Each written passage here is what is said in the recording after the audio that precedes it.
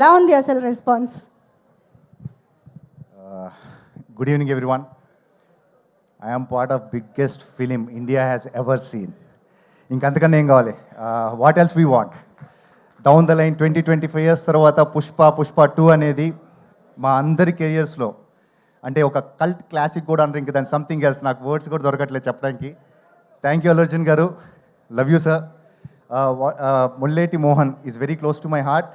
నేను స్క్రీన్ మీద చేసిన ప్రతి ఒక్క expression is completely Sukumar sir గారిదే. ఆయనది చెప్పినట్టు నేను రిప్లికా చేశాను and I'm happy for it.